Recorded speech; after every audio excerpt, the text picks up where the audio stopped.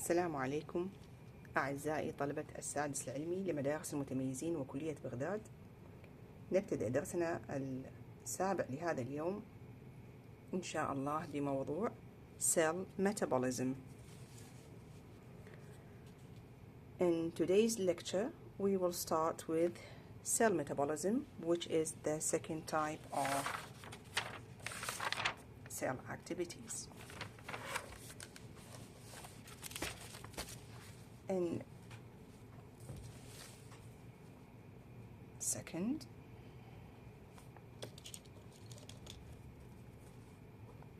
cell metabolism.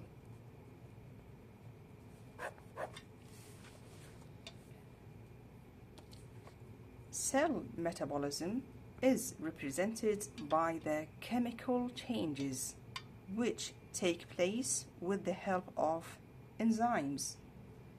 تمثل عمليات الأيض الخلوي مجموعة من التحولات الكيميائية. هذه التحولات الكيميائية تحدث في داخل الخلية بمساعدة الإنزيمات. These changes are, the first one is catabolism and the second is anabolism.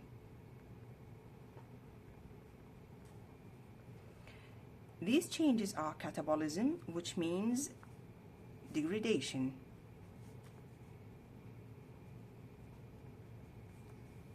of materials, while anabolism, which means building new things.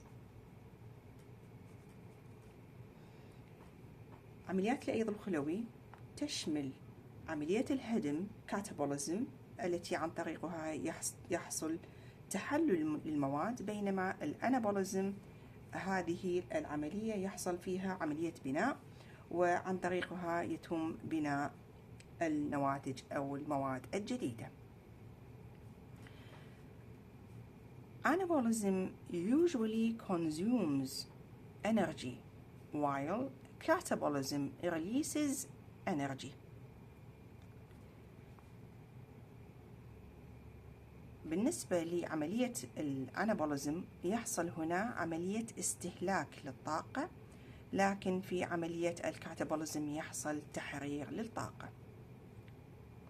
Example for both of them, we see here that glucose particle anabolized from CO2 plus H2O, which needs energy.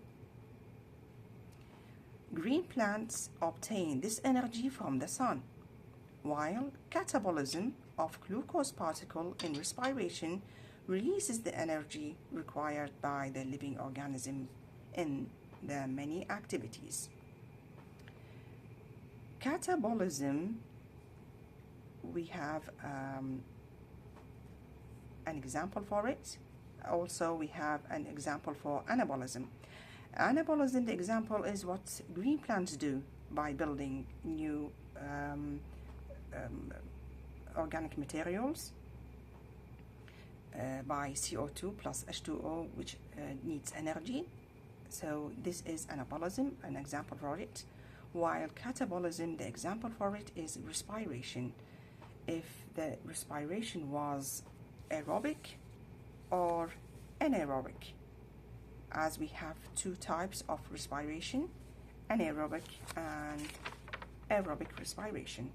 Both of them are an example for catabolism. So we have a difference between, or compare between catabolism and anabolism.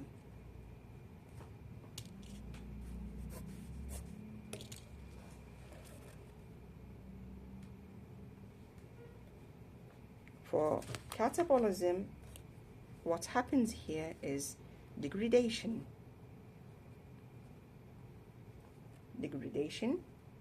of complex materials such as glucose into single materials, while anabolism is building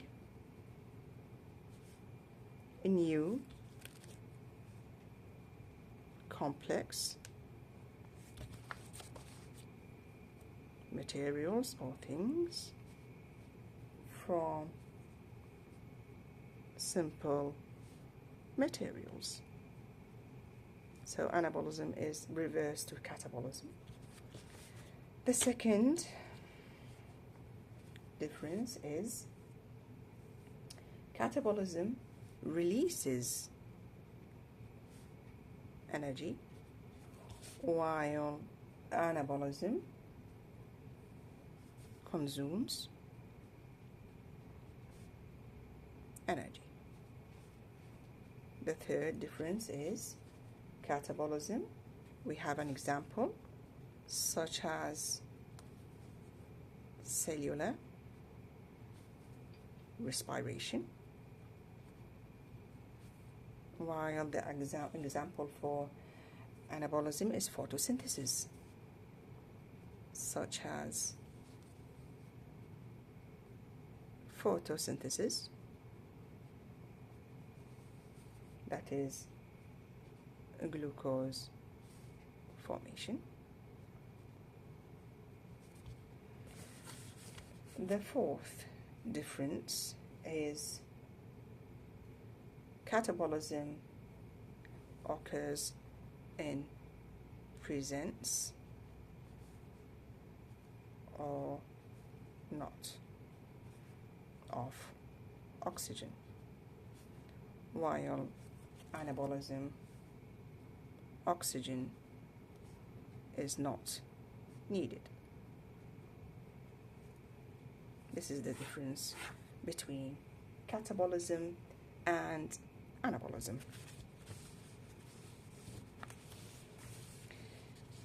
Now we come to the first example we are going to take is for the catabolism, which is respiration. After we give all the information about catabolism, then we will go to anabolism, the example for it. So catabolism, the example is respiration. Respiration.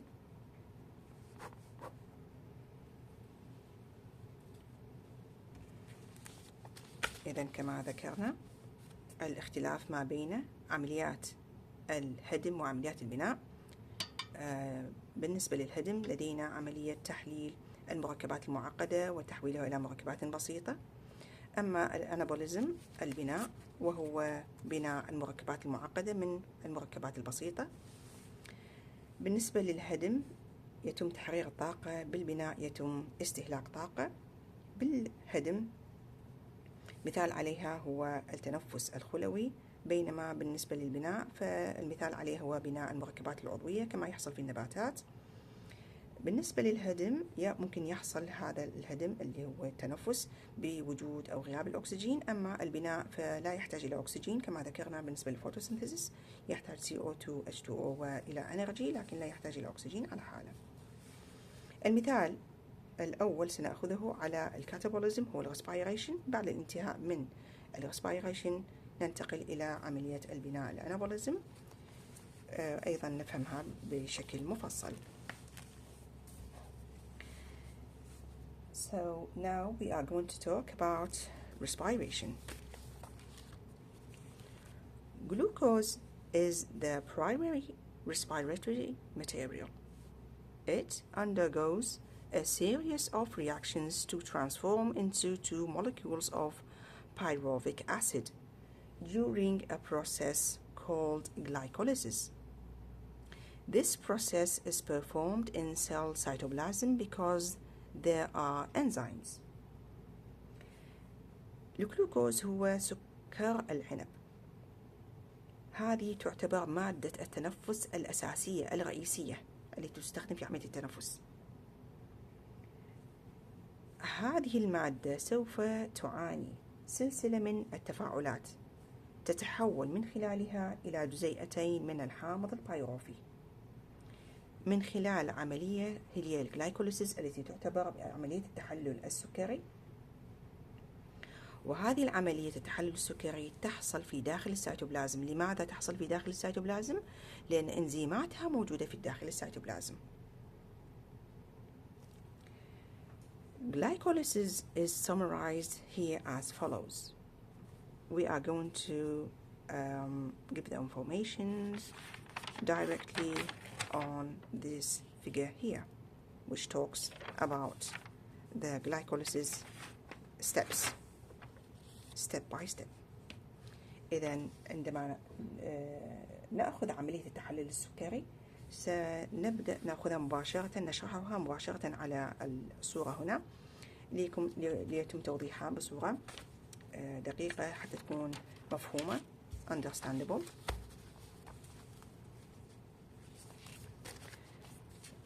في البدء here we are going to talk about glycolysis.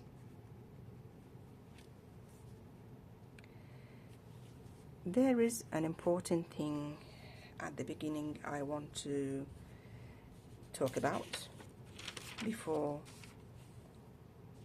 summarizing glycolysis. Here we said cellular respiration occurs. Cellular respiration. What do we mean by cellular respiration? As we know, for a person, when this person is taking oxygen from the environment, here we have the lungs, and inside the lungs we have the alveoli. So when air enters from the environment to the lungs, here inside each alveoli, what happens?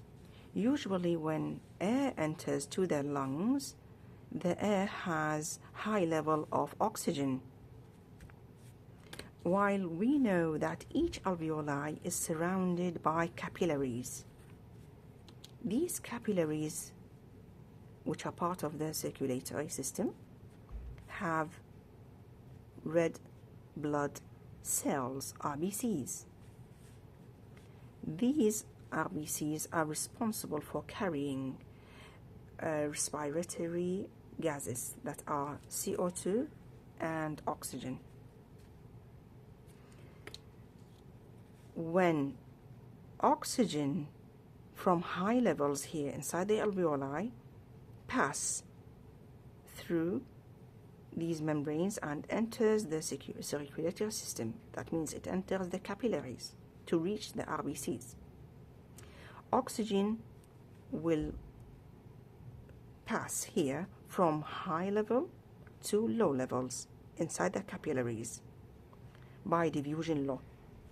While here this capillary has blood that has high levels of CO2, while inside the alveoli we have low level of CO2. So CO2 will pass from these capillaries into the alveoli by diffusion law, because high level of CO2 will move from inside the capillary towards the alveoli, while the oxygen from high levels of oxygen inside the alveoli to the low levels of oxygen inside the capillaries.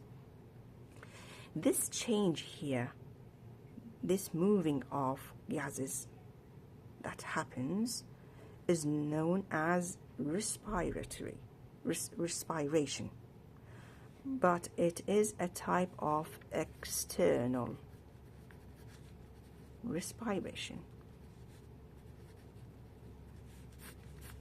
that happens between the environment and the capillaries that are surrounding the alveoli. So we have another type of respiration, which sometimes we name it as cellular respiration. Where does this cellular respiration occurs? Which is a type of internal respiration. This is the external, between the environment and the capillaries surrounding the alveoli. The cellular respiration, how does that occur? After oxygen leaves the alveoli and enters the capillaries, then the blood returns back to the heart. Afterwards, the heart pumps the blood to every cell of organs of our bodies. So these capillaries here that reach the cells in every organ, when it reaches these cells, the blood here comes with high levels of oxygen. This oxygen is going to leave the circulatory system and enters inside these cells. When oxygen enters inside these cells, it is going to reach, I'm going to draw here a cell. This cell has mitochondria. So the oxygen enters the cytoplasm and reaches the mitochondria inside each cell of our body. So the mitochondria here has a lot of high levels of oxygen. What is going to happen inside the mitochondria, we are going to explain it here, what happens in Krebs cycle afterwards. Here we will find that when oxygen enters, the CO2 that is going to be released here from inside the cell is going to be in high levels, and it will move towards the circulatory system. So when oxygen comes here from the circulatory system and enters the cells to reach the mitochondria, and in reverse to it, the CO2 in high levels here is going to go back to the circulatory system. This exchange here between oxygen and CO2 is known as well as respiration. But because it happens inside the cells here, between the cells and the respiratory system, so it is known as cellular respiration or internal respiration. And as we said before, when we took the mitochondria, we said that mitochondria is responsible for cellular respiration because of the exchange that happens between oxygen and CO2 inside it. And why cellular respiration occurs inside the mitochondria? Because the enzymes that are responsible for cellular respiration are found inside the mitochondria. So we have two stages of respiration. One is external and the second is internal.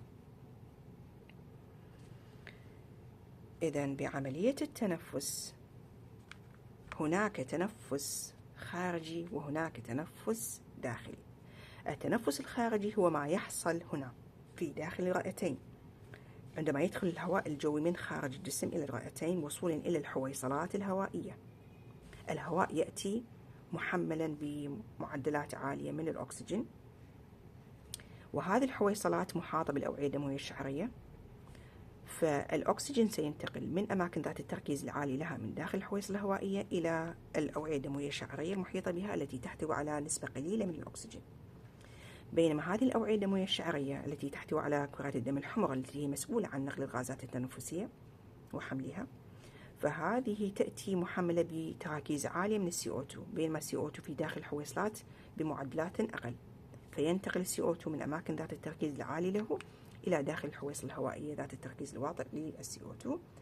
فطبعا هذه العملية انتقال الأكسجين وانتقال الCO2 هي ضمن الانتشار، ما يحدث في عملية الانتشار من أماكن حسب قانون الانتشار من أماكن ذات التركيز العالي إلى أماكن ذات التركيز الواطئ.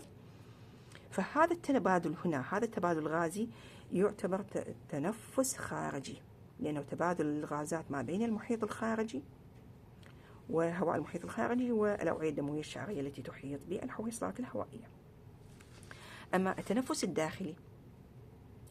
الداخلي وهو بعدما هذه الأوعية الدموية المحيطة بالحويصلات تأتي محملة بالأكسجين ستذهب إلى القلب، ومن القلب يضخ هذا الدم المحمل بالأكسجين إلى خلايا جسم الإنسان، إلى أعضاء المختلفة. فعندما يصل الدم للخلايا بواسطة الأوعية الدموية الشعرية محملا بمعدلات عالية من الأكسجين، فالأكسجين عندما يصل إلى الخلايا تلقائيا ينتقل من الوعاء الدموي إلى داخل الخلية، لأنه من تركيز عالي للأكسجين إلى داخل الخلية الذي هو ذو تركيز واطئ للأكسجين، أيضا بعملية الانتشار. فيصل الأكسجين السيتوبلازم ومنها يصل إلى الميتوكوندريا. هنا سيحصل تحلل الذي هو عبارة عن دورة الكريبس التي سنشرحها فيما بعد.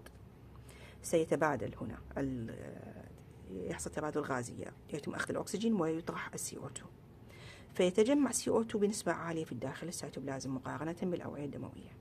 بما أنه تركيزه عالي ينتقل من أماكن ذات التركيز العالي له إلى أماكن ذات التركيز الواطئ له التي هي الأوعية الدموية المحيطة. بما أنه حصل تبادل غازي هنا بأخذ الأكسجين وطرح الCO2 في داخل الخلايا، إذن التبادل بين الوعاء الدموي الشعري والخلايا خلايا الجسم، فهذا يعتبر تنفس داخلي لأنه تبادل غازي. وبما أنه مسبقا ذكرنا أن الميتوكوندريا هي مركز التنفس الخلوي، لذلك نقول التنفس الداخلي هو ما نقصد به هو التنفس الخلوي الذي يحصل في ميتوكوندريا الخلايا، حيث يتم أخذ الأكسجين وطرح الCO2. فتكتمل عملية التنفس بخطوتان، الخطوة الأولى اللي هي التنفس الخارجي، والخطوة الثانية هي التنفس الداخلي. وطبعا عملية التنفس الخلوي التي تحصل في داخل الميتوكوندريا هذه تحصل لأنه إنزيماتها توجد في داخل الميتوكوندريا، لذلك تحصل في داخل الميتوكوندريا. Now we come to glycolysis.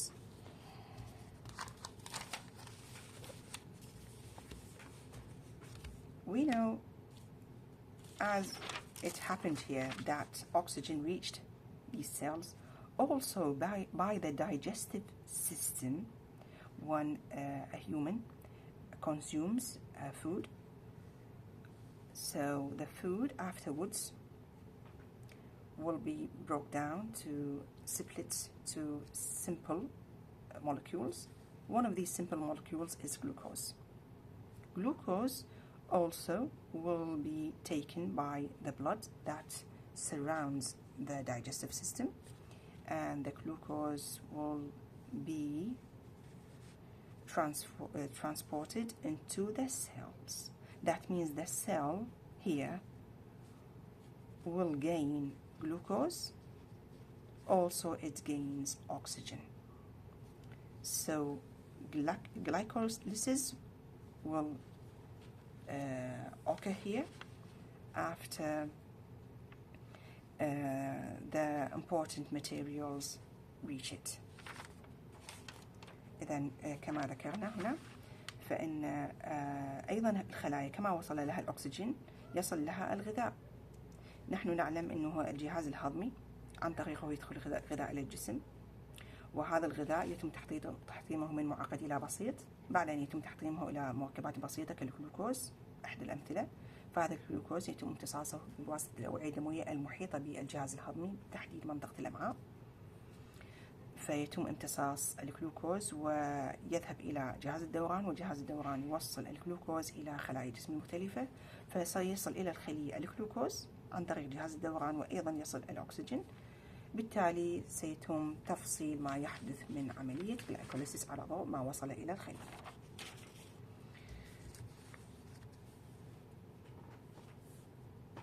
Here in glycolysis we need the first and the important organic material, that is glucose.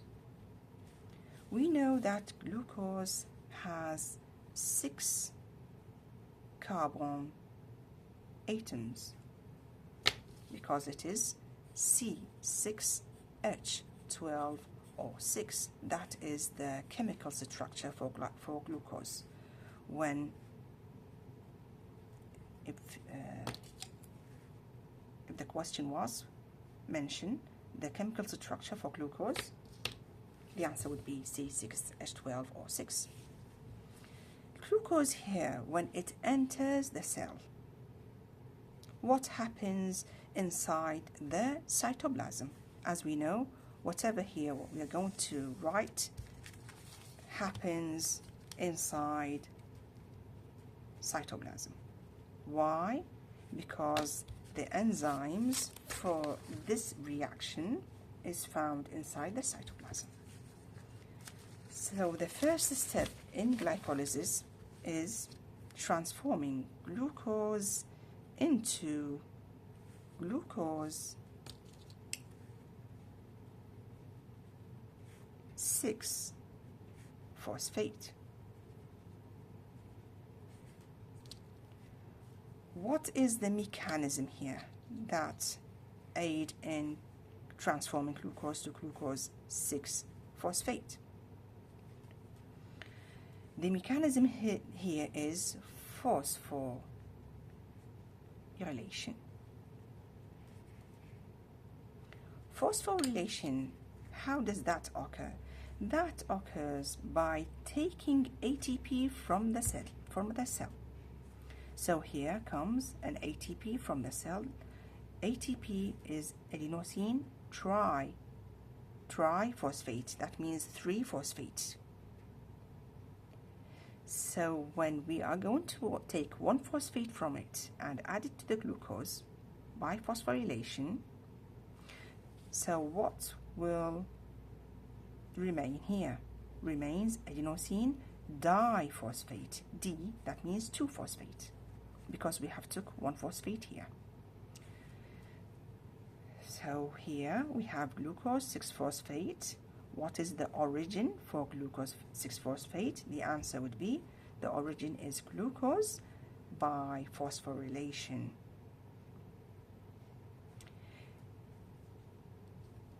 This step here is reversible.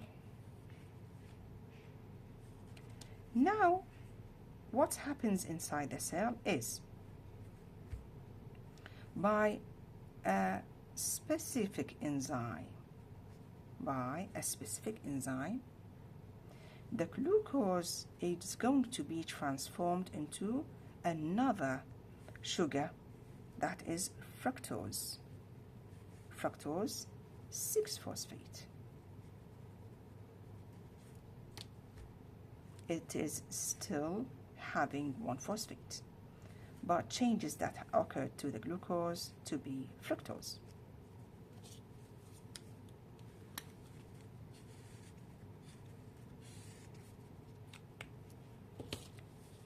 If the question was, what is the origin for fructose 6-phosphate? The answer would be glucose 6-phosphate by an enzyme. Now, here comes another reversible reaction. The fructose here, 6-phosphate, is going to be phosphorylated again. So phosphorylation occurs again. Phosphorylation occurs again here. That means we're going to take another phosphate. Another ATP comes here. Would be, after taking phosphate from it, it will become here and remain adenosine diphosphate. What is the result? The result is fructose 1,6 biphosphate.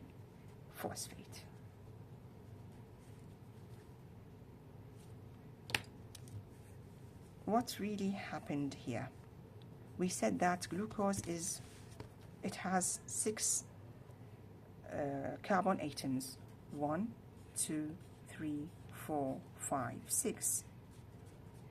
If this was carbon number 1 and this is carbon number 6, when we said that here is glucose 6-phosphate, that means the phosphate has linked here with carbon number 6.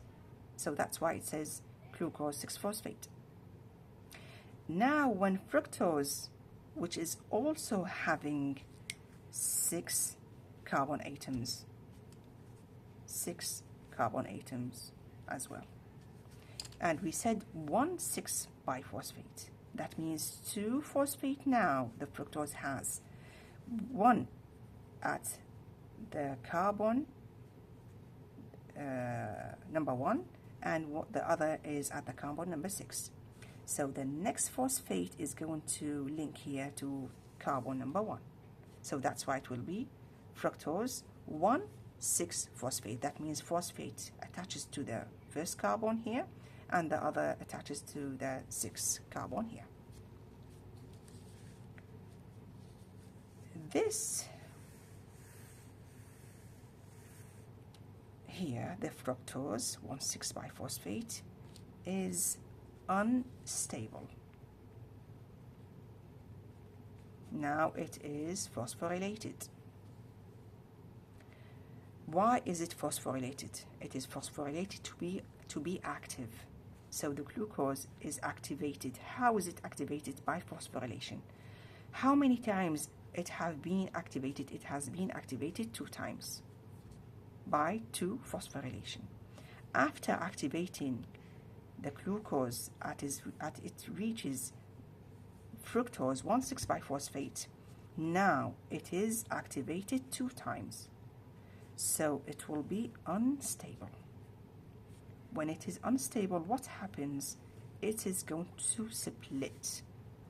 Fission happens. Fission, that means it's going to split into 2 molecules, which is the first one is glyceraldehyde 3-phosphate. The other is dihydroxy acetone phosphate also, because we had 2 phosphate, one for this molecule and the other for this.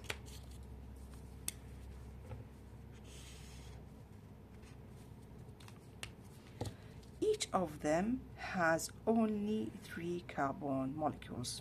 As we said, they have split into 2. Why did the why did the fructose 1,6-biphosphate split? Because it is unstable. Why unstable? Because it has been phosphorylated 2 times. Usually when it splits to 2 glyceraldehyde 3-phosphate. But sometimes it forms 1 glyceraldehyde and the other is dihydroxy acetone phosphate.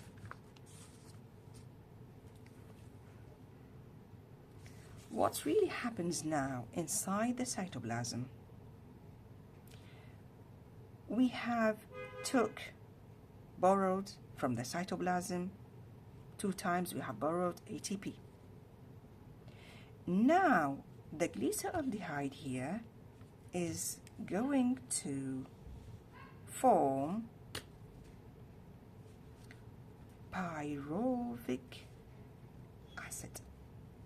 This pyruvic acid also has 3 carbon. How did the pyruvic form? After it loses 2 hydrogen molecules,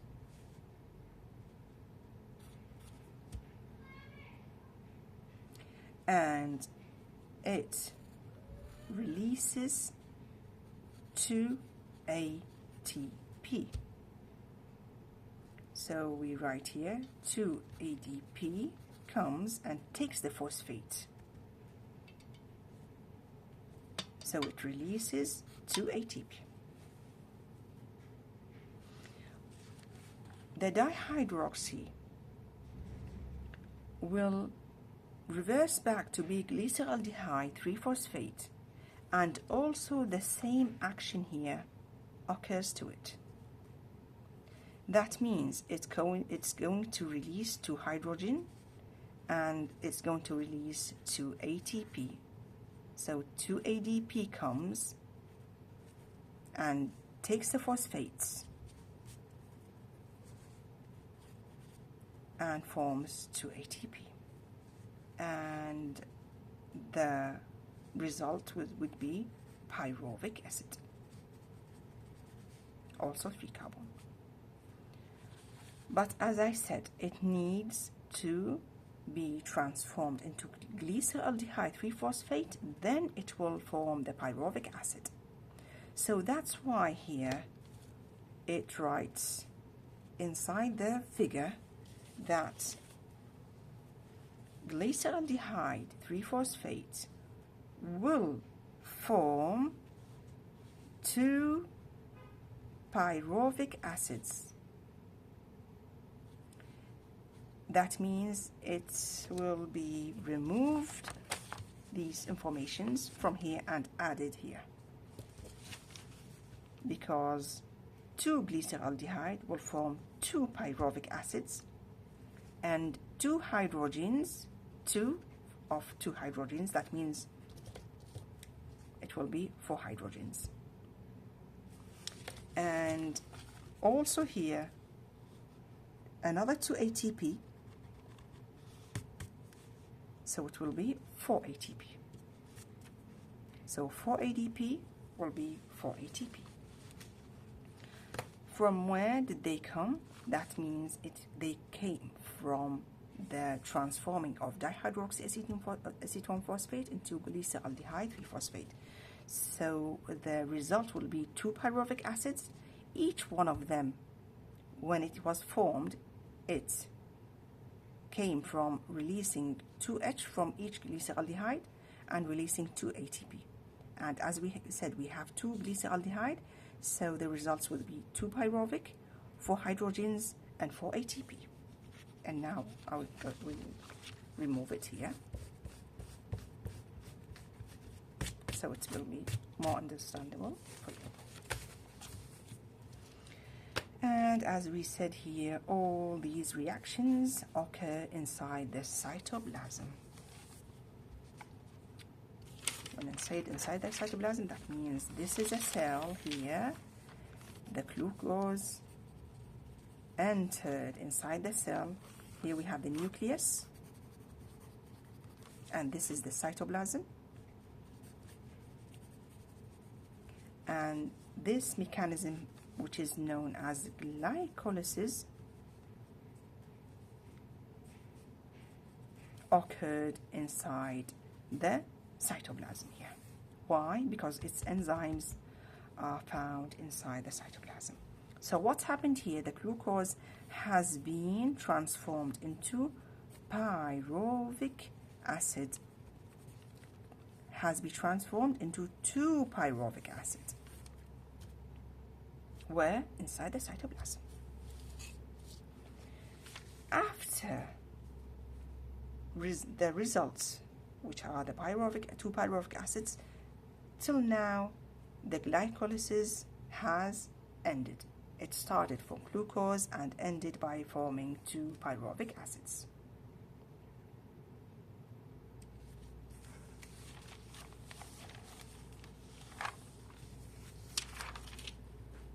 بعملية التحلل السكري، بعد أن قلنا أن الجلوكوز دخل إلى سيتوبلازم الخلية، بعد دخوله إلى سيتوبلازم الخلية ونعلم أن الجلوكوز مؤلف من 6 ذرات كربون، وهذا هو التركيب الكيميائي له C6H12O6. وعندما يكون السؤال بالامتحان ما هو التركيب الكيميائي للجلوكوز، فيكتب الطالب C6H12O6.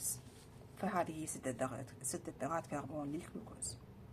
ما يحصل هنا أنه عملية التحلل السكري يجب أن يتم تنشيط الجلوكوز، فيتم تنشيطه بعملية الفسفرة phosphorylation.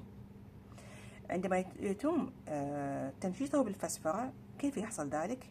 تقوم الخلية بهذه العملية، يحصل عملية أخذ لجزء من الطاقة الموجودة بالسيتوبلازم، كأنما الخلية تتداين من نفسها. دين عليها. فتأخذ ATP الذي هو أدينوسين ثلاثي الفوسفات وتأخذ منه الفوسفيت ليضاف إلى الجلوكوز، فيبقى هنا 2 فوسفيت فيصبح أدينوسين داي فوسفيت أي أدينوسين ثنائي الفوسفات. فالناتج هو جلوكوز 6 فوسفيت. 6 فوسفيت لماذا؟ لأنه تم الاختباط الفوسفيت بذرة الكربون رقم 6، لذلك يقول جلوكوز 6 فوسفيت. طبعا ما زالت هنا هي سداسية ذرات الكربون. وعندما يكون السؤال ما منشأ جلوكوز 6 فوسفيت، الجواب يكون تنشأ الجلوكوز بعملية الفسفرة.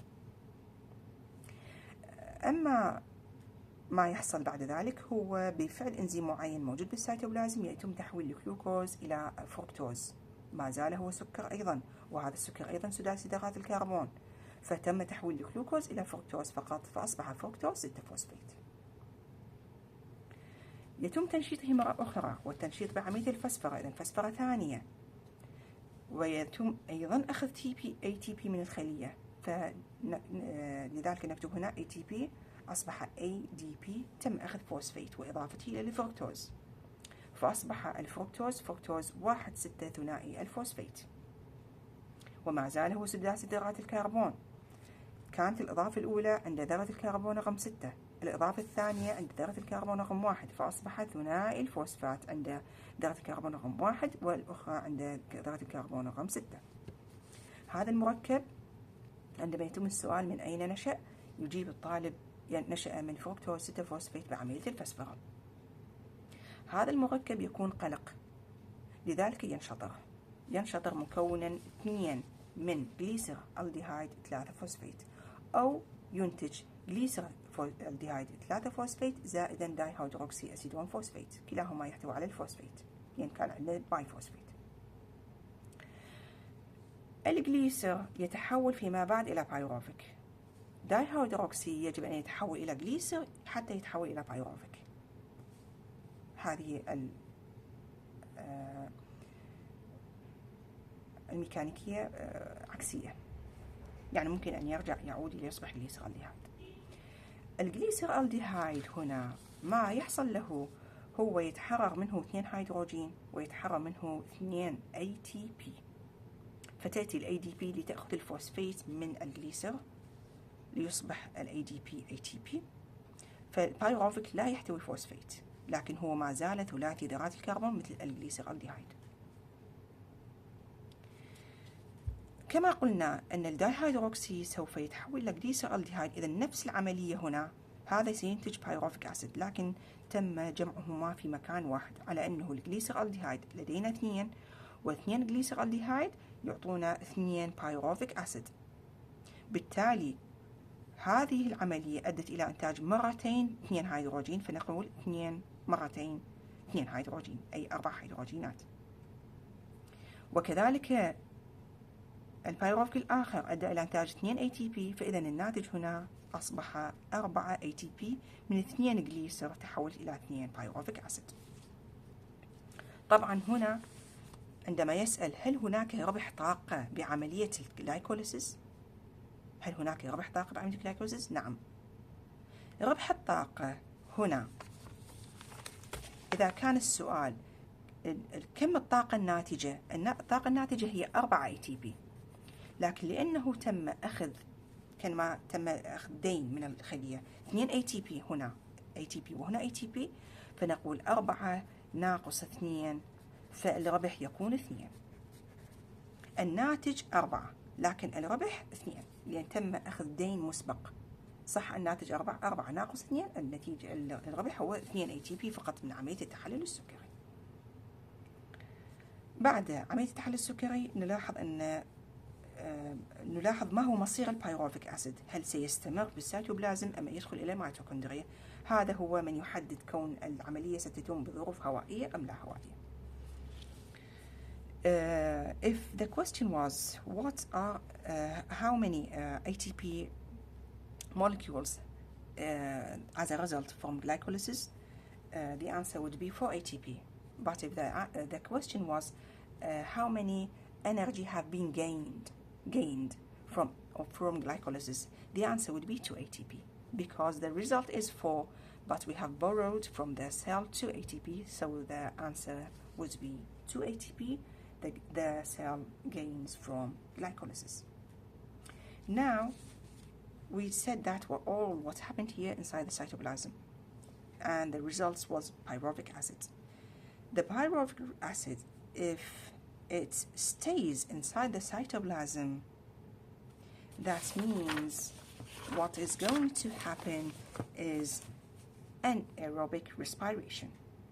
But if the pyruvic acid enters to inside the mitochondria, what happens here is aerobic respiration. So at the beginning, I'm going to explain what occurs inside the mitochondria, which is the aerobic respiration. Then I will be returning back to explain the anaerobic respiration. So here, we're going to talk about each pyruvic acid, what happens to it. As I said, 2 pyruvic acids has been forming, but I'm going to talk about only one to see what happens to it. Pyruvic acid has 3 carbon atoms. Now, if this pyruvic acid enters inside the mitochondria, here, I said that glucose entered the cytoplasm and formed 2 pyruvic acids. Now, if that pyruvic acid enters into this mitochondria, what happens? What is going to happen here is Krebs cycle. But how? Here the pyruvic acid, when it enters into the mitochondria, it is going to be transformed into acetyl coenzyme A. How did it convert to acetyl-CoA? The pyruvic acid here is going to release 1 CO2. It is going to release 2 hydrogen atoms, and it will release 3 ATP molecules. 1, 2, 3. 1 CO2, 2H, 3 ATP. As I said here, it released CO2. That means it has released a carbon here. That means the pyruvic acid here that had 3 carbon atoms, now when it formed the acetyl-CoA, it has only 2 carbon atoms. Why? Because it has lost 1 carbon here in CO2. Acetyl-CoA is known as the key for Krebs cycle. It is key for Krebs cycle. That means till now I didn't say that the pyruvic acid, when it changed to acetyl-CoA, this is not part of Krebs cycle, but it was a way that helped in starting Krebs cycle. So the pyruvic acid has formed acetyl-CoA. When the question is, what is the origin for acetyl-CoA? The answer would be pyruvic acid after releasing 1 CO2, 2H, and 3 ATP. Now the acetyl-CoA is going, after I said it is the key for Krebs cycle, so it's going to start Krebs cycle here. I will say that again. What happens here is in mitochondria, because the pyruvic acid has entered the mitochondria. So inside the mitochondria, the pyruvic acid is going to transform into acetyl-CoA to be the key for Krebs cycle.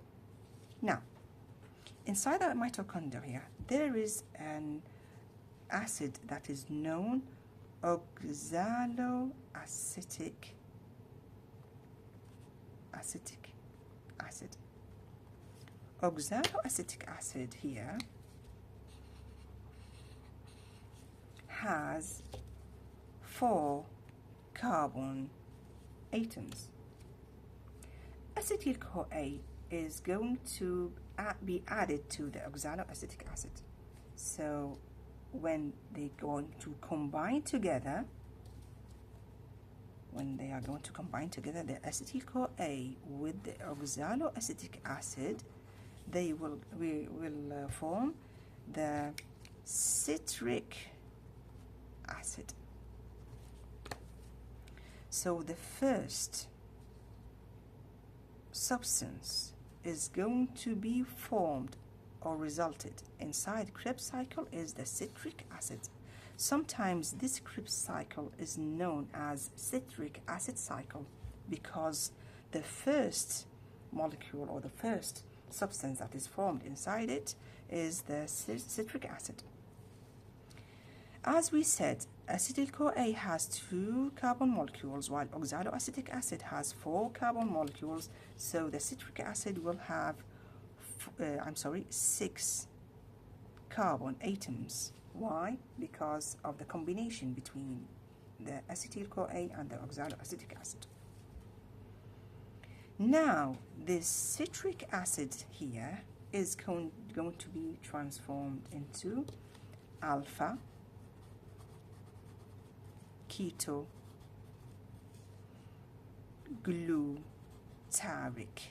acid. How that happened? After releasing 1 CO2, 2 hydrogen, 3 ATP, as what happened here. 1 CO2, 2 hydrogen, and 3 ATP. Because I said here C has been released, that means this substance here has only 5 carbon molecules. Why? Because it has lost 1 carbon. The question here, what is the origin for alpha ketoglutarate acid?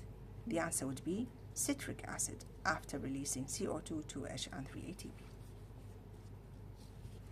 Now, for Krebs cycle, this is the Krebs cycle.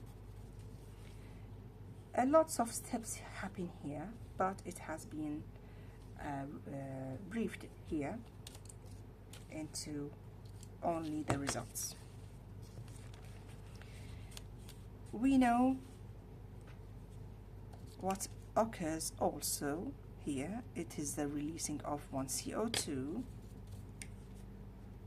2 hydrogen, and 3 ATP, as the same what happened here and here. But another step here will form 1 ATP. Another step here is forming 5 ATP with 2H.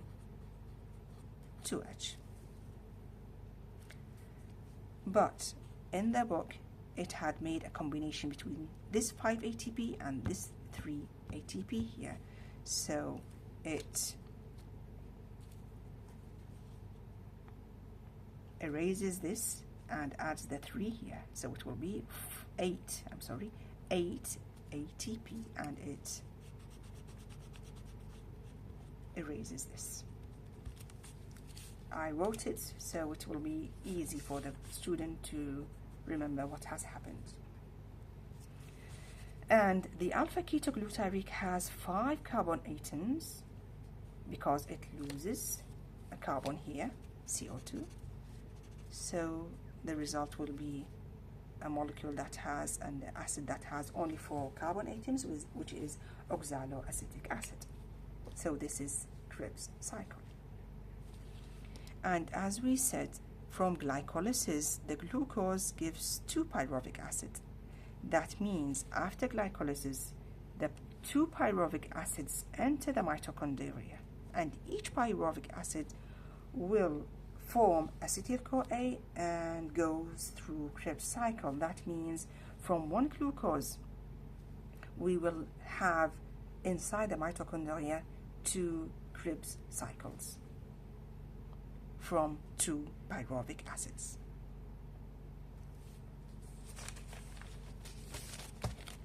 Now,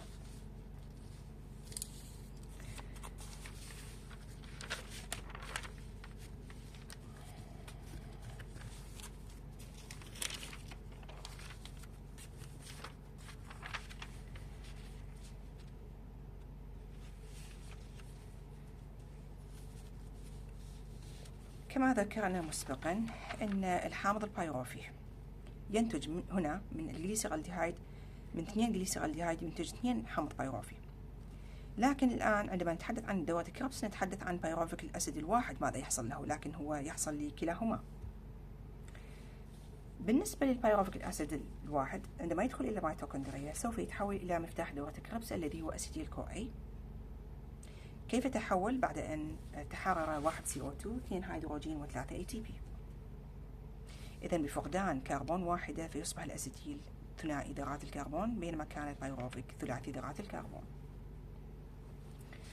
عندما تم إنتاج مفتاح دورة الكربس الآن ستبدأ دورة كربس، بمعنى أنه بالامتحان عندما يكون السؤال ارسم دورة كربس، هذه هي دورة كربس، لكن الطالب إذا قام برسم هذه الخطوة فيكتب بجانبها هذه الخطوة هي تأهيلية لدورة الكربس، ويؤشر أنه من هذه المرحلة إلى هنا هذه هي دورة كربس. هذه ليست دورة كربس، هذه خطوة لإنتاج مفتاح دورة كربس.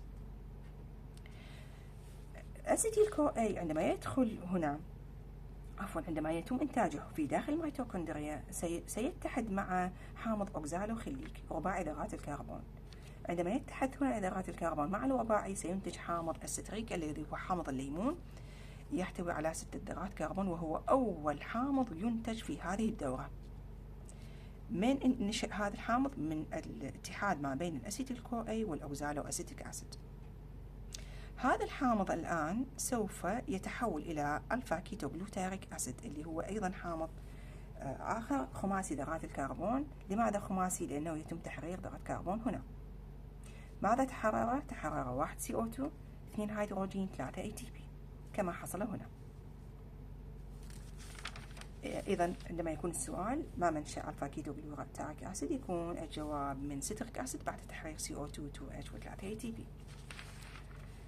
الآن ألفا كيتوغلوتاريك أسيد سوف يتحول إلى الأوكزالو أسيتيك أسيد، لكن هناك عدة خطوات تم اختصارها وفقط تم وضع النتائج.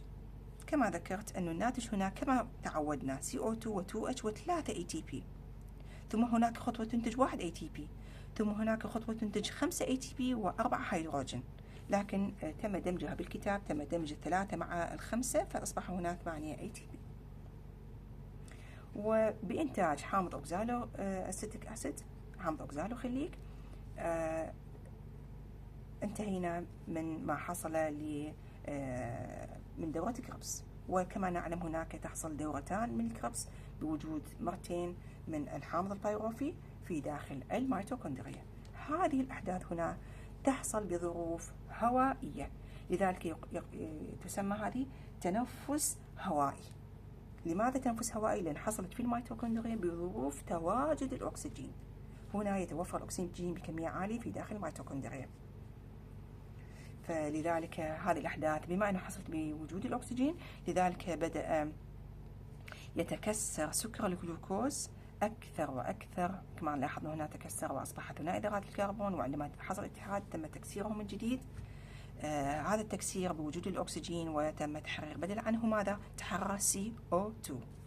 لذلك قلنا أنه هذا يسمى تنفس خلوي، لأنه الأكسجين الذي دخل إلى الميتوكوندريا قام بتحطيم الجلوكوز وتحرير CO2، فيخرج CO2 من الميتوكوندريا ويذهب إلى الأوعية الدموية.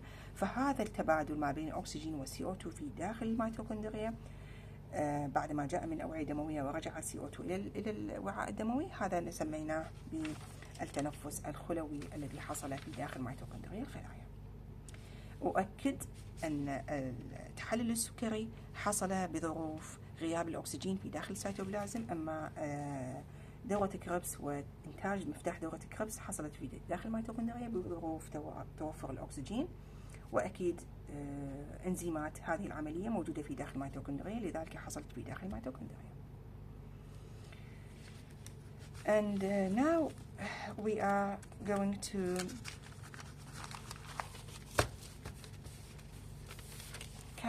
calculate the ATP molecules, the hydrogen molecules, and the CO2.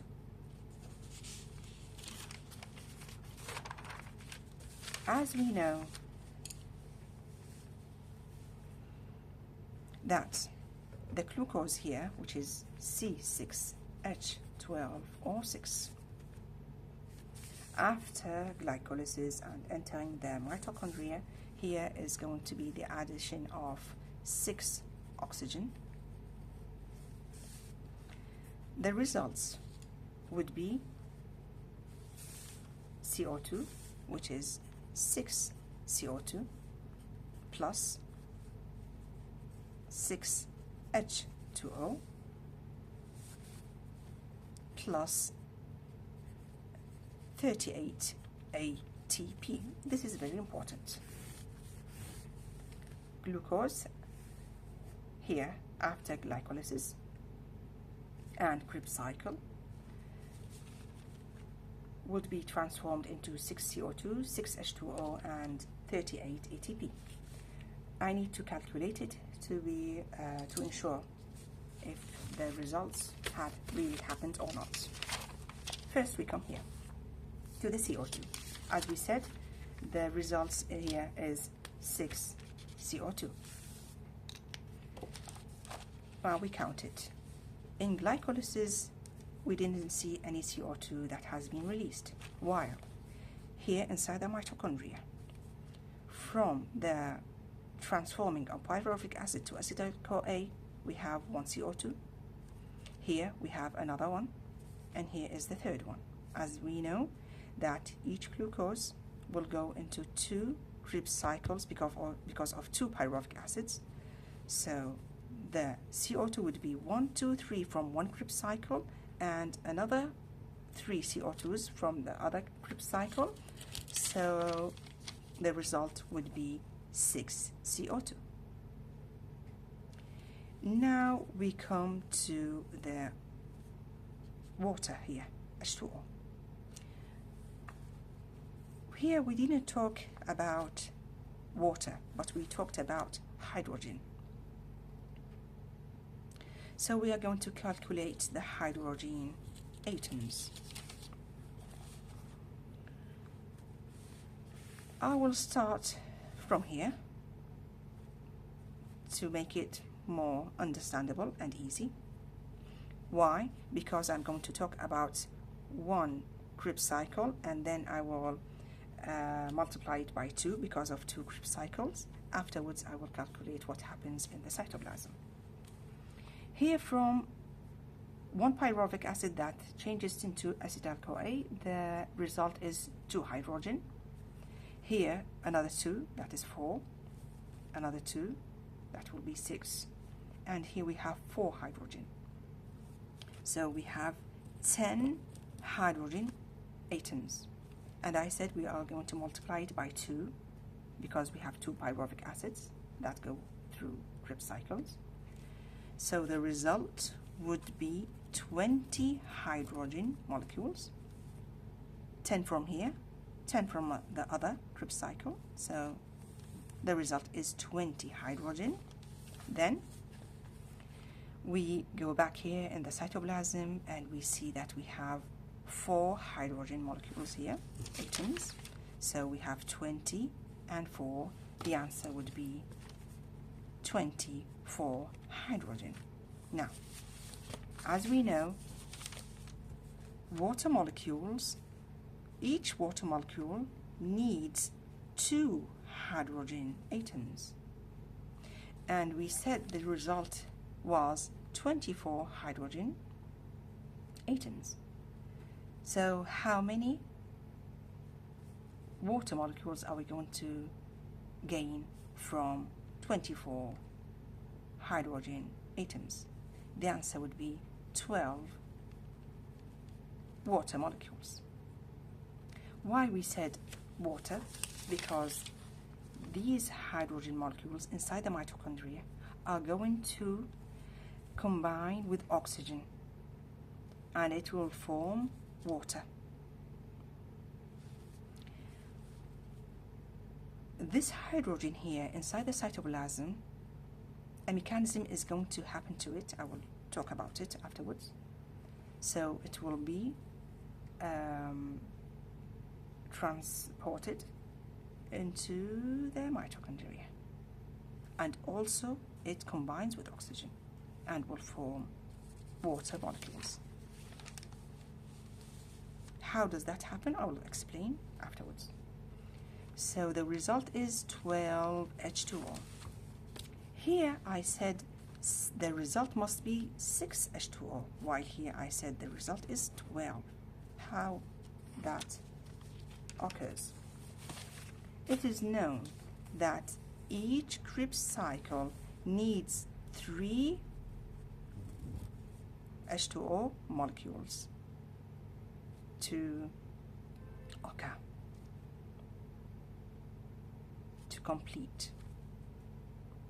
So every Krebs cycle consumes 3 H2O.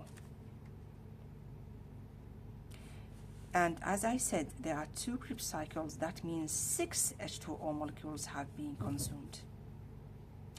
So the result is 12, but 6 of the H2O molecules have been consumed. So the end result is only 6 H2O from this 12 H2O. Now we come to ATP. It says here the end result is 38 ATP. We need to count it. Also, we start here, so we can multiply it. From pyruvic acid, that is going to be transformed into acetic-CoA, the result here is 3 ATP. Here we have another 3, that is 6.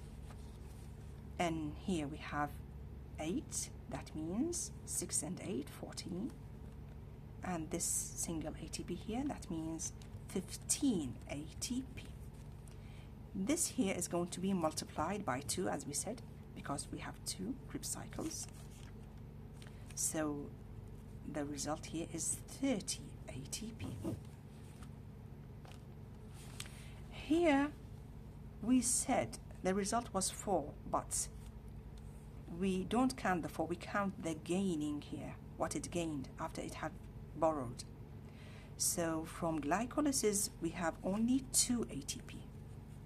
So it would be 32 ATP, while I said here 38 ATP. Why is this difference? That means we need 6 ATPs that we have been asking about. Where are they? As I said previously, these 2 hydrogens here, 2 and 2, that means 4.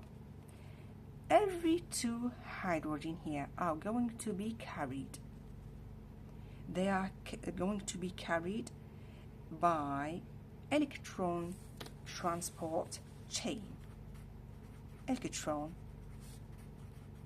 transport chain. Transporting the electrons, that means transporting the hydrogen into and entering it inside the mitochondria to reach the oxygen to form H2O. By the way it is going to be transported, it will going to lose ATP because it is very active. As we said before, every 2H releases 3 ATP. Every 2H releases 3 ATP. So when they are going to be transported, every 2H here, when it is active, it is going to release 3 ATP. And we said we have 4 hydrogen. That means it's going to release 6 ATP. So here, from the electron transport chain, we are going to add 6 ATP to this 32 ATP. And the result will be 38 ATP, which is this.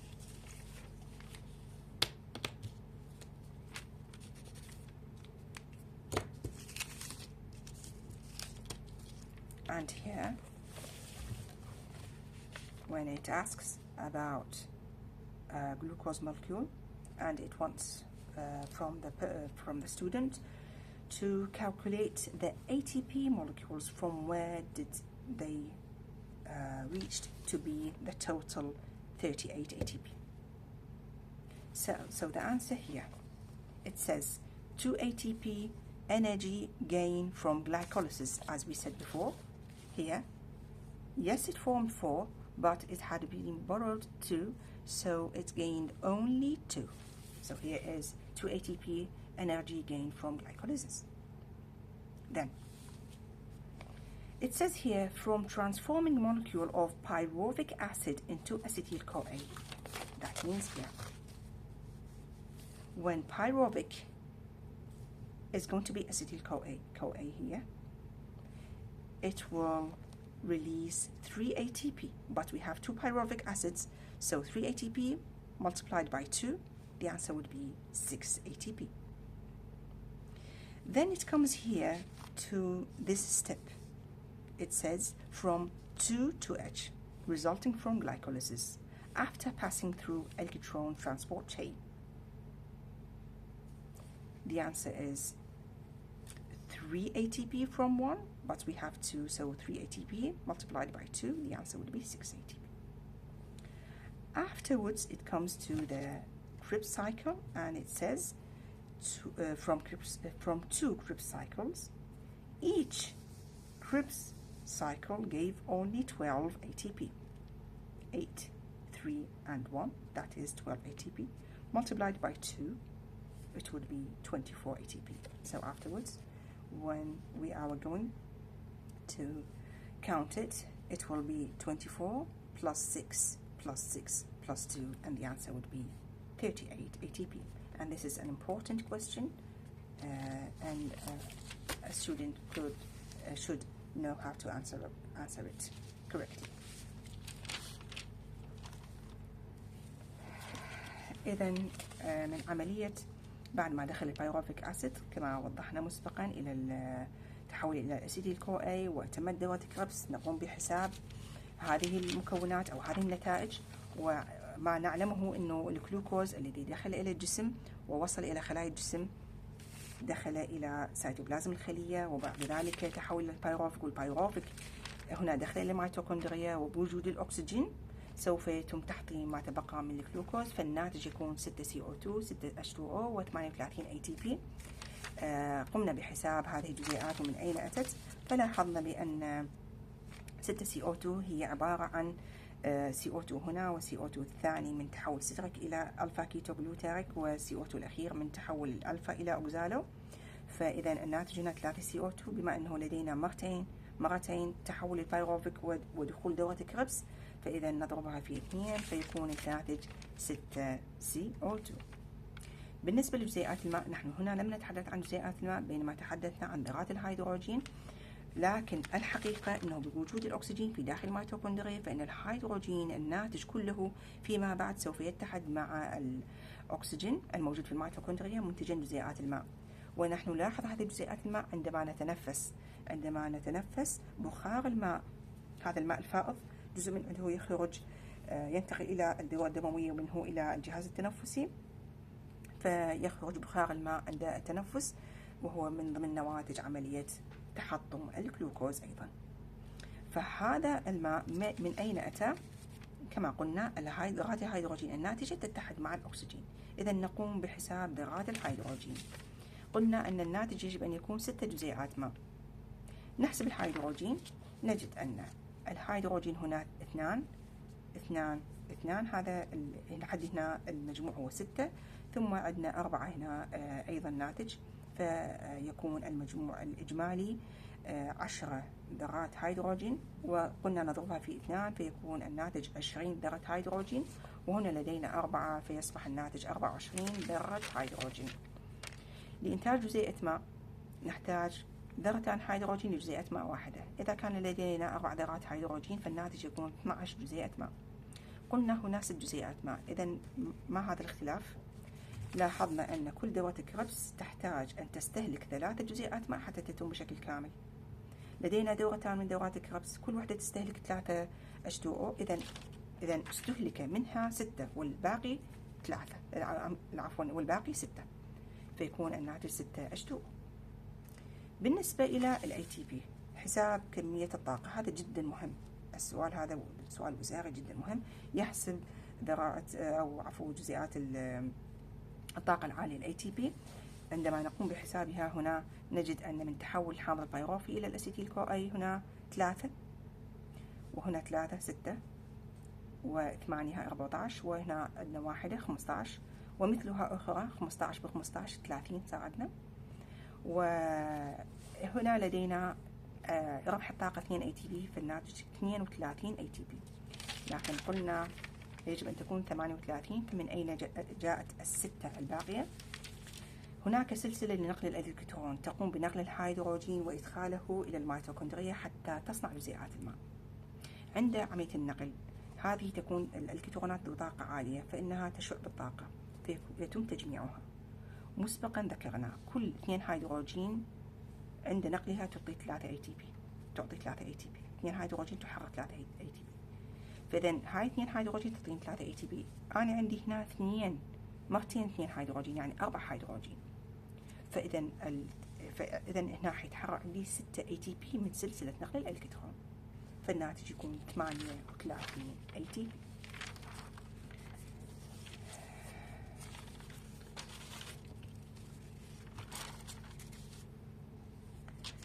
Now, after we have explained what happened in respiration, especially in aerobic respiration, now we are going to return back to anaerobic respiration. What is it talking about? Here, we said that the glucose has entered through glycolysis and formed 2 pyruvic acid. And this pyruvic acid entered into the mitochondria. Now, if the pyruvic acid didn't enter the mitochondria, that means it remained inside the cytoplasm, what happens to the pyruvic acid? What really happens is anaerobic respiration.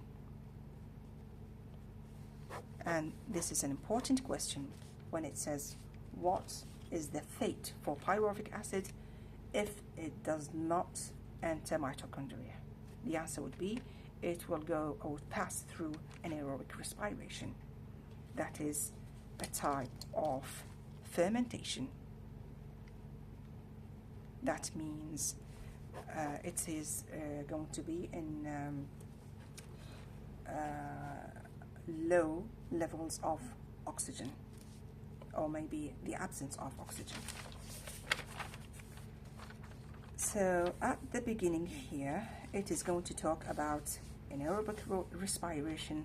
The first example here is the alcoholic fermentation. Alcoholic fermentation. The second is lactic acid fermentation. Alcoholic fermentation, where does it take place? It takes place in yeasts. It takes place in green plants, and it takes place in some types of bacteria. In yeasts, green plants, some types of bacteria. When does that occur? It does occur when there is lack or absence of oxygen. When there is lack or absence of oxygen, the alcoholic fermentation is going to occur. What really occurs here is that glycolysis that formed pyruvic acid, the pyruvic acid is going to go through oxidizing. Oxidizing, when occurs, it is going to release CO2 molecules. Then it is going to be reduced by hydrogen from glycolysis, turning it into ethanol alcohol, as in the following equation. Here, as we said before, we have glucose, which is C6H12O6. This is glucose. When it goes through glycolysis, it is going to form pyruvic acid. The chemical structure for pyruvic acid is CH2COCOOH. As we said, two pyruvic acids are going to be formed. This is pyruvic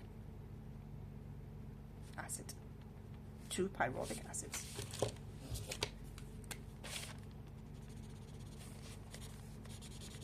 Maybe the question will be, what is the chemical structure for pyruvic acid? The student should answer with CH2COCOOH. As we see here, it is composed of 3 carbon molecules.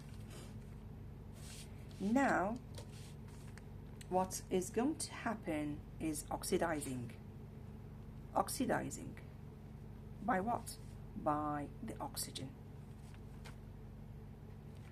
Oxidizing occurs, it is going to let this molecule here release what? It releases CO2. That means this CO2 here is going to be released. So we'll write it here. It will be CH2 CO, and CO2 is released, so here would be only H. Now this molecule has only 2 carbon molecules because the release of CO2. This molecule here is acetaldehyde.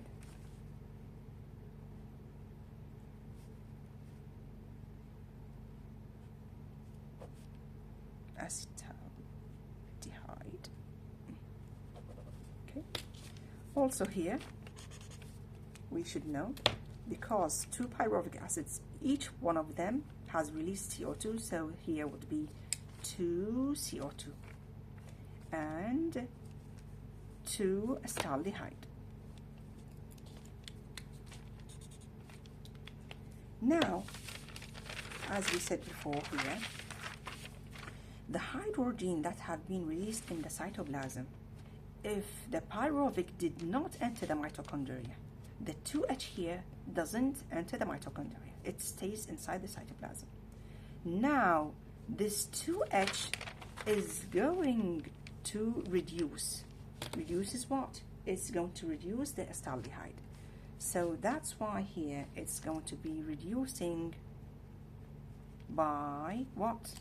By 2H. As we said, 2H. 2H from glycolysis. That means adding of hydrogen. Where the adding is going to be 1 hydrogen here and the other hydrogen here.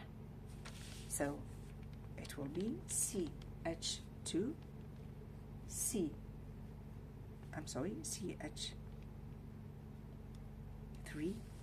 This is CH3 here, and this is also CH3, CH2, 2H, because the addition of hydrogen, and this here another addition, so it will be OH. This is alcohol because it has OH, so it will be ethyl alcohol. Also 2-ethyl alcohol. And it will be here the total only 2 ATP. The ATP that have been gained from glycolysis is the same here, has stayed 2 ATP. So the result here from alcoholic fermentation is 2-ethyl alcohol, 2 ATP, and 2 CO2. We don't write it here, but when it asks me about what are the results, if the question was what are the results are 2 CO2, 2 ethyl alcohol, and 2 ATP. But when we are writing this equation, we only write it like that. But if the question was about all the results from the alcohol fermentation, we will add the 2 CO2 with it. Now, we come to the lactic acid fermentation. The second type of fermentation is lactic acid fermentation. Lactic acid fermentation, it has similarity with what happens to the alcoholic fermentation. At the beginning, okay, we have also here glucose that goes through glycolysis and releases to pyruvic acid, as we said before. So here we have C6H12O6, which is the glucose. Now it goes through glycolysis to form 2-pyruvic acid, which is CH3COOH. This is the pyruvic acid. 2 pyruvic acids, as we said. Now, this pyruvic acid, as we said, it does not enter the mitochondria. It's going to stay inside the cytoplasm. Here, what is going to happen is reducing by the 2,2-H directly. While in alcoholic fermentation, at the beginning, oxidizing has happened. Here, no oxidizing happens. No, only reduction. So here, reducing directly to the pyruvic acid by the 2,2-H from glycolysis.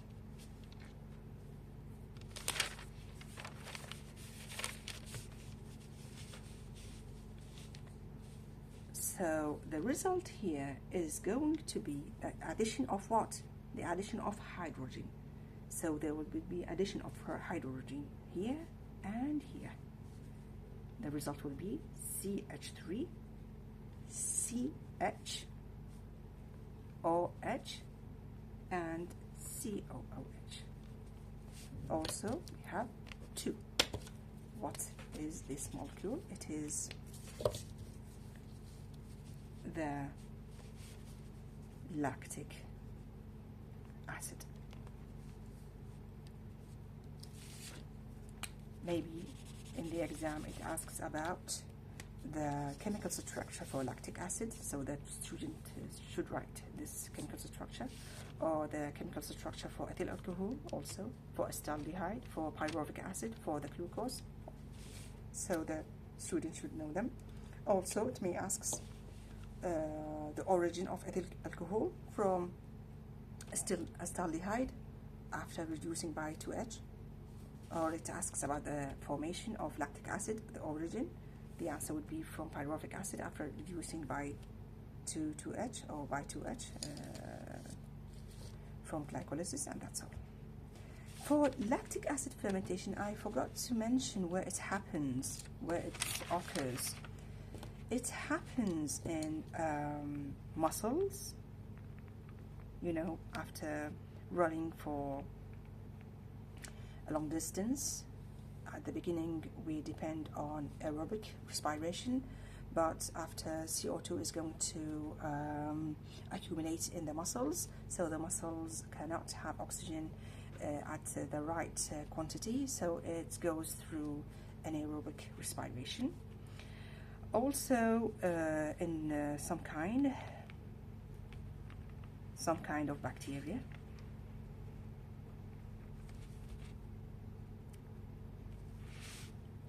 And these informations are very important. Where does lactic acid formation fermentation occur, and where does alcoholic fermentation occur? And the question sometimes may be, what is compare between lactic acid fermentation and alcoholic fermentation. Also, if the question was about comparing between both of them, so alcoholic fermentation, it takes place in yeast, green plants, due to the lack or absence of O2, and in some types of bacteria, while lactic acid fermentation happens in mussels and some kind of bacteria due to the lack or absence of oxygen. The second thing we can compare between both of them is that the pyruvic acid here is oxidized by taking CO2 molecule from acetaldehyde, while here oxidization of the pyruvic acid does not happen. Another comparison is that the reduction of acetaldehyde occurs by hydrogen from glycolysis, turning it into ethanol alcohol or ethyl alcohol, while here the reduction of pyruvic acid occurs by hydrogen from glycolysis, turning it into lactic acid. And the last comparison is writing the equations.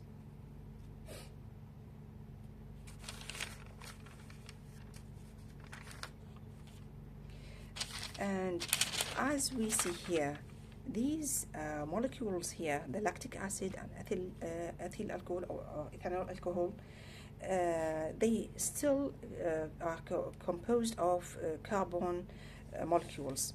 That means these two molecules are still having high energy. That means they have not broken to its total. So sometimes the question will come, explain here that why these molecules have high energy. The molecules from fermentation have high energy. They have high energy because they have not broke.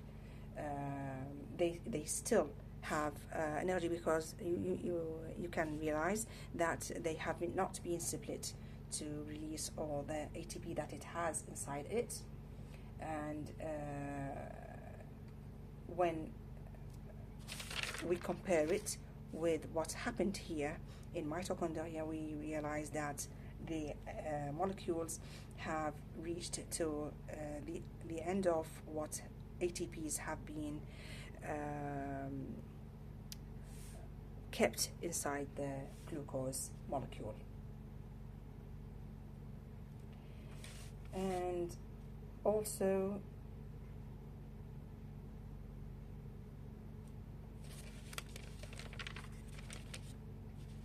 that means sometimes it starts about the key of Krebs cycle. What is the key of Krebs cycle? And the answer would be it is represented by a compound called acetyl-CoA, which results from the oxidation of pyruvic acid in mitochondria. When here, as we said that after releasing CO2 to H and 3 ATP, the acetyl-CoA is formed inside the mitochondria when there is high levels of oxygen. And as I said before, for fermentation, these molecules here with high energy, because they have not completely broke down, but they have been broke down partially, and they still contain energy that needs to be released. But why that didn't occur? Because oxygen here is in low level, and that's why they remained having high ATP inside them. And sometimes the question would be compare between aerobic and anaerobic respiration. As we said before, aerobic respiration, what happened here inside the mitochondria, while anaerobic respiration, that means the fermentation that happened. So we can compare between both of them. Aerobic respiration,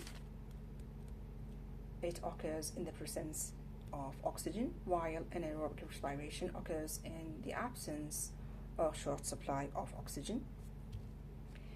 Aerobic respiration occurs in mitochondria, while anaerobic respiration occurs in cytoplasm. Aerobic respiration is the net energy results is 38 ATP for 1 gram molecule of glucose, while in fermentation the net energy results is 2 ATPs for 1 gram molecule of glucose. The end products here are H2O, CO2, and high energy, while the end products here are CO2, ethyl alcohol, and lactic acid, and low energy. And in the aerobic respiration, it occurs normally in eukaryotic cells, while anaerobic respiration occurs in prokaryotic cells and in eukaryotic cells like muscles in lack or short supply of oxygen.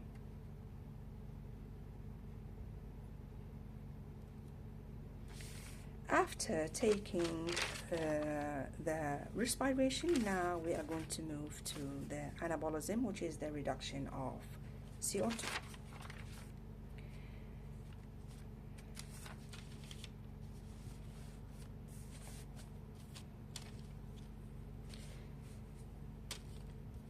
Here we're going to change for the addition, another addition for the book here, because there is change in the information.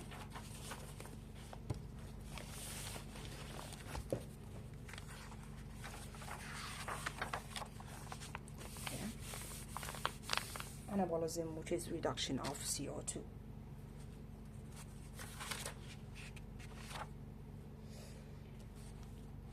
CO2 is one of the major outputs of aerobic and anaerobic respiration. Although respiration is considered as catabolism, yet it produces chemical energy that is stored as ATP. إذن ثنائي أكسيد الكربون CO2 يعد أحد النواتج الرئيسية لعملية التنفس، سواء كانت هوائية أم لا هوائية. ومع أن هذه عملية التنفس هي تمثل عملية هدم، إلا أنه ينشأ عنها طاقة كيميائية تخزن بهيئة مركب عضوي يسمى ATP.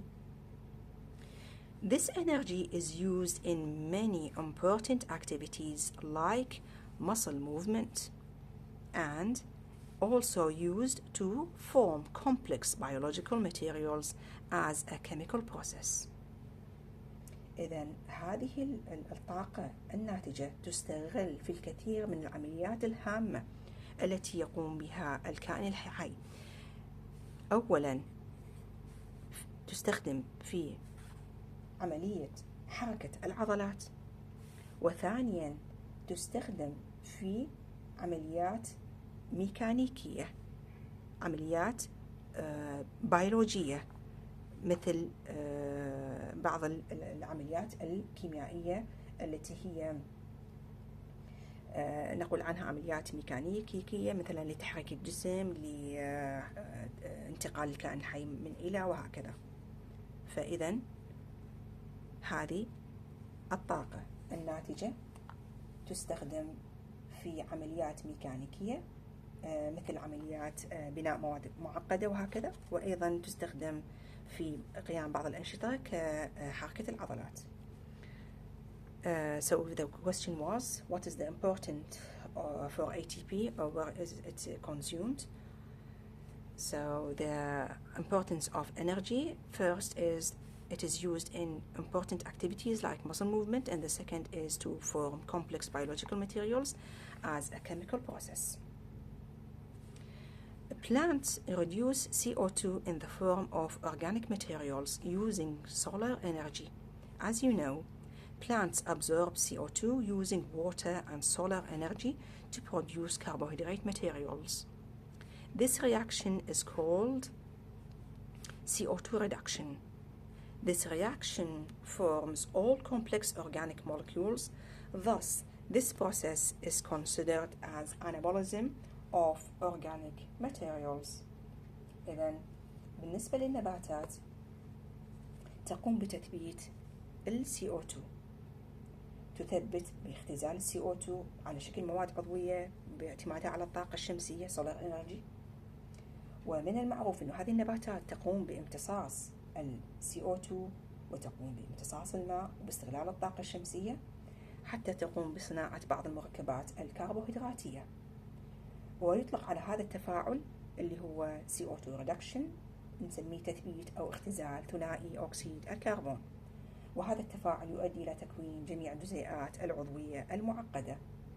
لذلك تعتبر هذه العملية هي عملية بناء للمواد العضوية. We have a question here at the end of this chapter. It asks here in question 2, explain the following. We have here the procedure of installing carbon dioxide, CO2, regarded as organic anabolism. The answer for that would be the plants absorb CO2 using water and solar energy to produce carbohydrates. These carbohydrate materials as an organic material in a reaction called CO2 reduction in the presence of enzymes inside the chloroplasts. إذن من الأسئلة المهمة التي يسألها هو كيفية أو يعتبر أنه تعد عملية تثبيت ثنائي أكسيد الكربون هي عملية بناء للمواد العضوية. فالجواب يكون أنه النباتات تقوم بامتصاص CO2 والماء بوجود الطاقة الشمسية ولصناعة هذه المركبات العضوية وبعملية تثبيت أو اختزال ثنائي أكسيد الكربون، وتحصل هذه بوجود الأنزيمات في البلاستيدات الخضراء. And till now we reach the end of our lecture and goodbye for now. إذن إلى هنا نصل إلى نهاية درسنا لهذا اليوم.